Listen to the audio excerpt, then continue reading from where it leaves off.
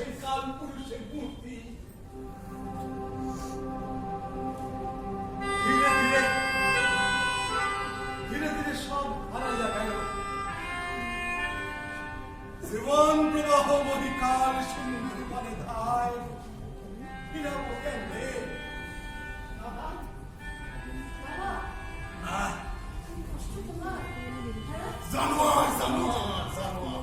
জানোয়ারের দল আজ কলকাতায় বিদ্যাসাগরের মূর্তি ভাঙছে রে, বিদ্যাসাগরের মূর্তি ভাঙছে। আমাগোসপুরের ওই বিখ্যাত পুরুষের মূর্তি খান ভাঙে নাই তো? বড় সুন্দর সে মূর্তি। আমার একবার মথুরাপুর যাইতে হইব। একবার কি হইব বলা নাই, গানে একবার ঘরে ফিরতে যায়। মীনাক্ষী সেন আমাদের সঙ্গে যেতে হবে। কি করছে আমার বিনু? বিদ্যাসাগরের মূর্তি ভাঙার সঙ্গে উনি জড়িত। কি আপনি কি পাগল হয়েছে? শিক্ষয়িত্রী এমএ পাস একে অশিক্ষিত যে কিছু না জানি না বুঝছা ওই জানোয়ারদের মতন। না না অফিসার, না না আপনার অত্যাচার দিন দিন বাইরেই যাইতেছে, বাইরেই আমাদের কাছে গোয়েন্দা রিপোর্ট আছে। গোয়েন্দা কি আছে রিপোর্টে? কবে ভাঙছে? কখন ভাঙছে মূর্তি? আজ দুপুরে। দুপুরে তো স্কুলে ছিল। একটা মেনু কইয়া দে। আমি তো স্কুল থেকেই শোন না অফিসার, শোন না স্কুলে ছিল। এখানে ভাঙবো মূর্তি কর।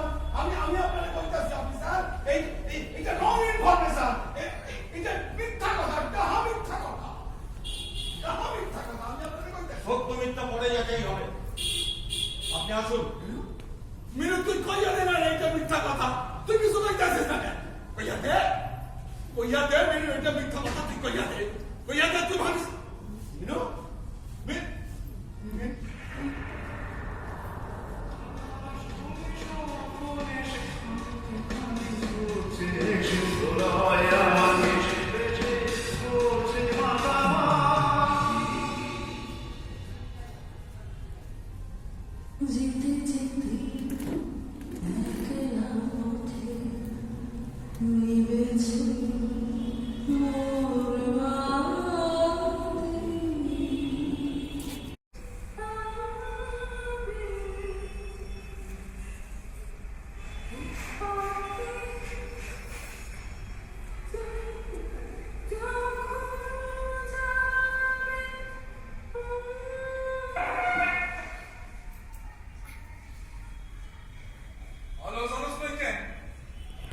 কখন সন্ধ্যা হয়েছে?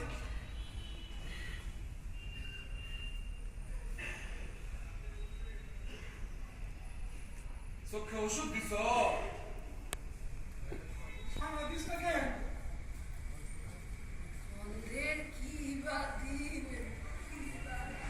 ডাক্তারবাবুর সঙ্গে অনির্বাণের কথা হয়েছে, অপারেশন ঠিকঠাক হয়েছে, ওষুধপত্র ঠিক মতন দিলে সেটা যাবে। তোমারে সান্ত্বনা দিছে বাবা। ওরে নিয়ে আমার বড় আশা ছিল রে মেনু, কত অহংকার ছিল। আশার স্মরণে ভুলি কি ফল লগ্ন ভাই। তুমি আমারে শুধু শুধু দোষী করতেছো বাবা। ভাবো মেনু, ভাবো তুমি কি ছিলা? ক্যালকাটা ইউনিভার্সিটির হিস্ট্রির ফার্স্ট ক্লাস। এই চাকরিখানি কথা না, অমন বুদ্ধিমতী মাইয়া হাজারে একখান মেলে। সেই তুমি আজ আপন কর্মদোষে রাষ্ট্র হয়ে গেছে। দোষ তুমি ধরো নাই, মূর্তি তুমি ভাঙো নাই, এইটা কি করো? কিন্তু ওই মূর্তি যারা ভাঙছে, ওই গণেশের দল, তাদেরকে তুমি থামাও নাই না। আমার নাই, কারণ তোমার ওই ঈশ্বর চন্দ্রে আমি ঈশ্বর বইলা পূজা করতে পারুম না। ওই ঈশ্বর চন্দ্র আমার কাছে দোষে গুণে আর পাঁচজনের মতোই মানুষ। তুই মানে মানুষটাকে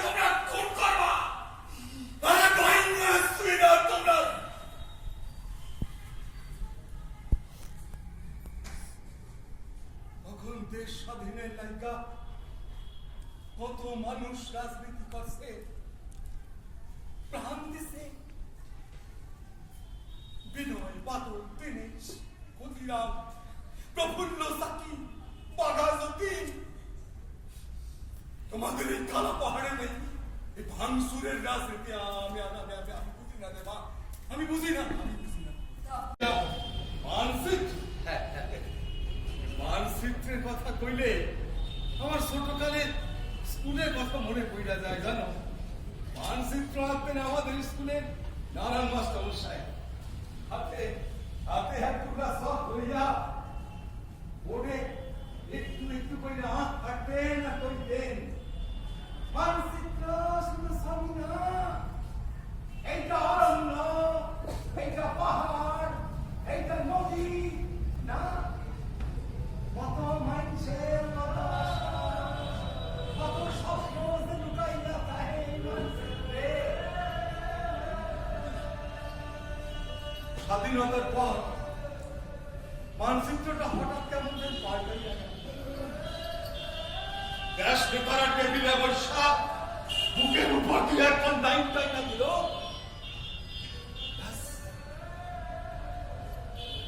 সনম দিতেছে যে দেশ ছেড়ে নিজের দেশ বইলা জানলাম, যে ভালোবাসতাম, এই দেশটা নাকি আর আমাকে দেশ না। নারায়ণ মাস্টার মশাইয়ের কথা অহন বুঝি